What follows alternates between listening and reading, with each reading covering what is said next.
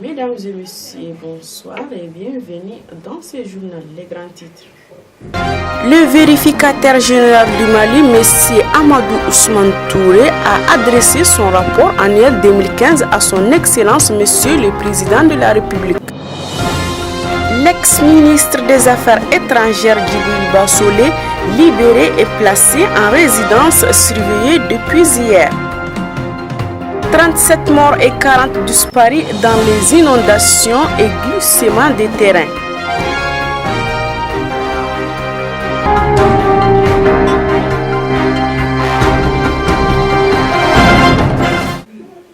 Le vérificateur général du Mali, M. Amadou Ousmane Touré, a adressé son rapport annuel 2015 à son Excellence, M. le Président de la République. Félicitations. Le rapport annuel 2015 fait la synthèse de 16 vérifications financières, au total 23 structures comprenant une institution de la République, des services de l'administration centrale, y compris des directions des finances et du matériel, des autorités administratives indépendantes, des organisations personnalisées et des sociétés à participation étatique ont été vérifiés. Le rapport annuel 2015 a relevé des manquements notoires dans les opérations de gestion des fonds publics et du patrimoine de l'État. En effet, selon le vérificateur général, eu égard à la situation établie par les vérifications de 2015, il paraît être utile de noter que le phénomène de la délinquance économique et financière a véritablement tendance à survivre au génie du contrôle malien. Le climat social est gravement rompu par le déséquilibre hallucinant et délétère que les mauvaises pratiques sont arrivées à créer. Ceci au dépens des repères à la fois juridiques et moraux qui veulent qu'une société démocratique cultive constamment des valeurs et des vertus de bonne conduite et de bonne gestion publique, ne serait-ce que pour assurer l'avenir de ses enfants.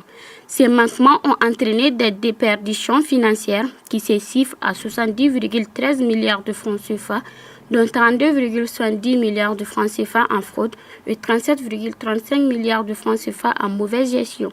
Sur ces irrégularités financières, des remboursements ont été effectués par des gestionnaires des entiers vérifiés, notamment au cours des missions de vérification.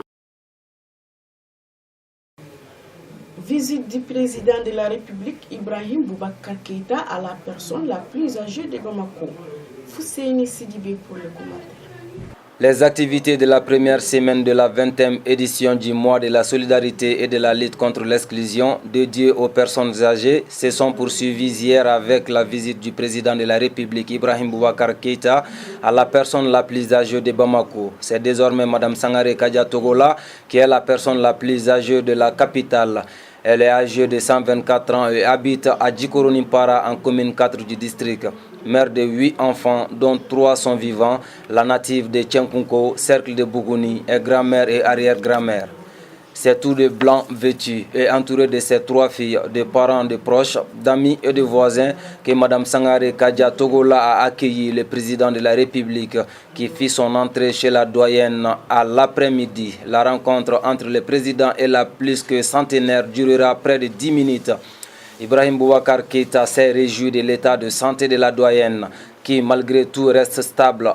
Il a émis le vœu que l'ancienne soit au rendez-vous l'année prochaine. En prenant congé de la doyenne, le président de la République lui a remis au nom du Mali un bélier, une couverture, une moustiquaire imprégnée, des noix de cola et une enveloppe symbolique. Très heureuse, Mme Sangaré Kadia Togola a souhaité bonne fête à son nouveau mari et à l'ensemble du peuple et fait des bénédictions pour le retour définitif de la paix dans notre pays. L'actualité Afrique commentée par Khalif Cheikh Keïta.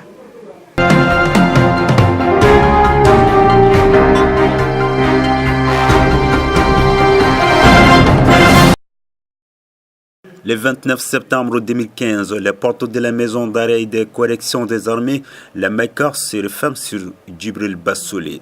Après plusieurs heures de tractation au tribunal militaire de Ouagadougou, le général Djibril Bassolé a bénéficié d'une assignation à résidence surveillée. L'ex-ministre des Affaires étrangères est libre de ses mouvements, mais il sera toujours escorté par les services de sécurité. Le général Bassolé n'a pas passé sa première nuit de mercredi à jeudi à son domicile. Le tribunal militaire a décidé de mettre à sa disposition une des villas cossues du quartier chic de Ouaga des Milles, une proposition refusée catégoriquement par le général et ses avocats. Les avocats ont refusé que le général Djibril Bassolé soit conduit à un lieu autre que son domicile. Le procureur militaire qui avait demandé des aménagements pour la liberté provisoire de l'ancien ministre des Affaires étrangères de Blaise Compaoré a obtenu l'assignation à résidence surveillée dans un lieu autre que le domicile privé de celui qui est poursuivi pour trahison dans le cadre de l'enquête sur le coup d'État de septembre 2015.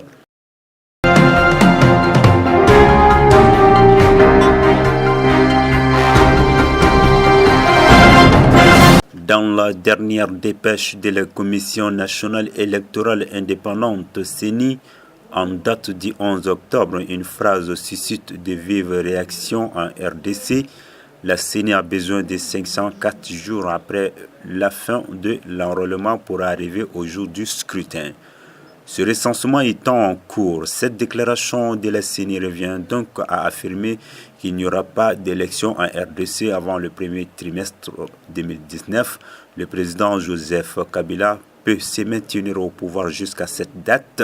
Son second et dernier mandat a pris fin le 20 décembre 2016 et la Constitution ne lui permet pas de se représenter. Cette déclaration enterre l'accord entre le pouvoir et l'opposition du 31 décembre 2016, conclu sous l'égide de l'Église catholique. Le texte prévoyait les élections présidentielles, législatives et locales au plus tard fin 2017. Cet accord du le Saint-Sylvestre avait été conclu pour éviter de nouvelles violences après le maintien au pouvoir du chef de l'État.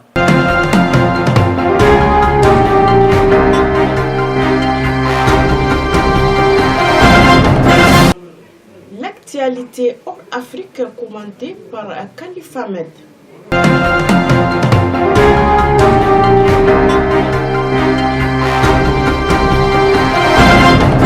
Au moins 37 personnes ont péri au Vietnam et 40 sont portées disparues dans des inondations et glissements de terrain liés à des intempéries ravageant le nord et le centre du pays. Des centaines de militaires participent jeudi aux opérations de sauvetage. La province de Hoa Binh, dans le nord du pays, est la plus durement touchée par ces pluies torrentielles qui sévissent depuis le début de la semaine, avec 11 morts et 21 disparus. Parmi les victimes, un journaliste de l'agence d'État VNA emporté lorsqu'une rivière en crue a détruit un pont mercredi et au moins 18 personnes ont été submergées par les eaux dans la nuit de mercredi à jeudi dans la province de Hoa Binh. 15 d'entre elles sont toujours portées disparues, plus de 17 000 foyers ont été évacués et plus de 200 logements se sont effondrés. Les autorités ajoutent que plus de 8 000 hectares de cultures de riz ont été affectés par les intempéries et que 40 000 têtes de bétail ont péri ou emporté. Les infrastructures, notamment routières, sont également affectées, rendant plus difficile encore l'intervention des secours. Le Vietnam est frappé par plus d'une dizaine de tempêtes et de typhons chaque année.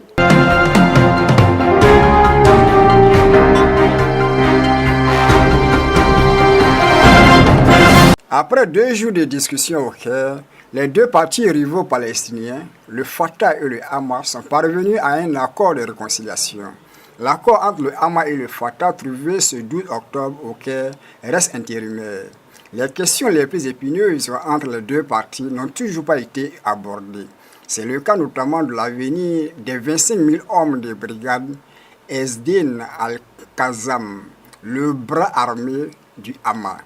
Le mouvement islamique refuse d'envisager un désarmement, alors que le président de l'autorité palestinienne exclut de reproduire le modèle de Hezbollah en référant de cette milice chiite considérée comme un État dans l'État au Liban. Après l'annonce du début du rapprochement, le premier ministre palestinien avait fait un retour triomphal dans la bande de Gaza. Cette fois-ci, c'est Mahmoud Abbas qui pourrait se rendre sur place dans les prochaines semaines. Ce serait sa première visite sur place en plus de 10 ans.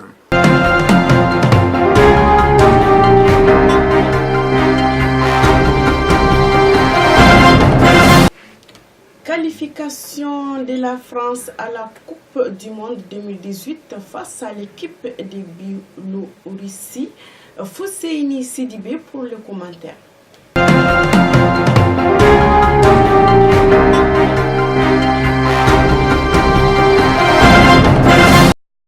Ils ont attendu le 10e et dernier match de ces qualifications pour valider leur billet pour la Russie en s'imposant le mardi 10 octobre contre la Biélorussie, ce qui lui permet de terminer à la première place de son groupe. L'équipe de France participera à la 15e Coupe du Monde de son histoire cet été. La France a son ticket. Les Blues se sont offert leur place pour la Coupe du Monde de football en Russie l'an prochain, en battant la Biélorussie 2-1 mardi 10 octobre au Stade de France. Aux côtés de l'équipe de France qui disputera son 15e mondial de football, 22 pays sont d'ores et déjà assurés d'être en Russie du 14 juin au 15 juillet 2018.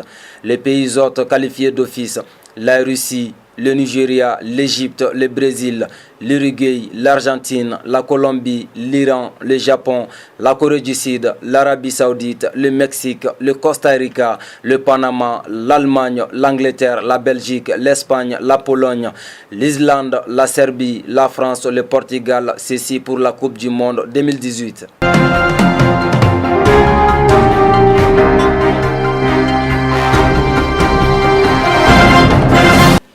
Mesdames et messieurs, c'est tout pour aujourd'hui. Merci de nous avoir suivis. Bonne suite des programmes sur votre chaîne. Au revoir.